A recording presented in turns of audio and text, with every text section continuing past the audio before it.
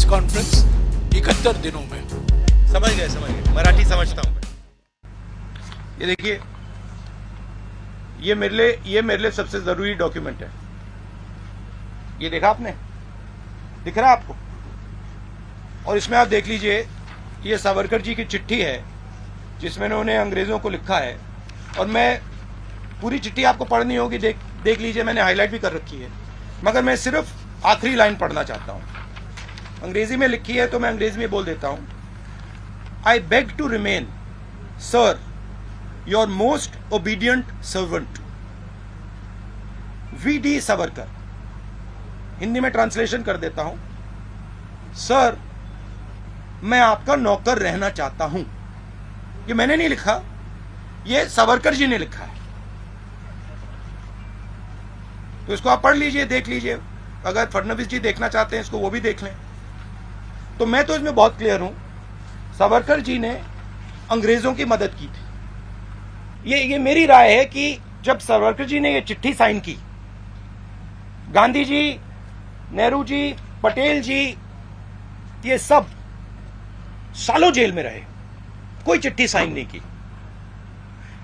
मेरी थिंकिंग है कि जब सावरकर जी ने इस कागज पे साइन किया, उसका कारण क्या था? उसका कारण डर था। अगर वो डरते नहीं, वो इसको कभी नहीं साइन करते। और इस सिग्नेचर में धोखा था। जब उन्होंने ये साइन किया, वो हिंदुस्तान के जो सब नेता थे, महात्मा गांधी, सरदार पटेल, उन सबको उन्होंने धोखा किया। और उन्होंने उनको कहा कि देखो, तुम गलत कर रहे हो, तुम्हें भी साइन कर देना चाहिए। पूरे भारतवर्ष की शान महाराष्ट्र के सपूत वीर सावरकर जी का अपमान करते हैं। जिस प्रकार की भाषा का प्रयोग राहुल गांधी जी ने अपने भारत जोड़ो यात्रा में वीर सावरकर जी के लिए महाराष्ट्र में प्रयोग किए हैं, वो बहुत ही अशोभनीय है, अक्षम्य है। ये जहाँ तक वीर सावरकर जी का सवाल है, वो भारतवर्ष के स्वतंत्रता सेनानी और हम सब के दिल के निकट के व्यक्ति हैं। और खुद इंदिरा गांधी जी ने जिस प्रकार से महिमा मंडन करते हुए वीर सावरकर जी की स्तुति में चिट्ठी लिखी थी, वह भी आज भारत के आर्काइव में मौजूद है। कौन बड़ा नेता है?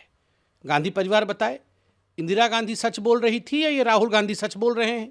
इंदिरा गांधी जी ने कहा वीर सावरकर एक सपूत थे हिंदुस्तान के, एक बहुत बड़े योद्धा थे जिन्होंने अंग्रेजों के खिलाफ युद्ध लड़ा।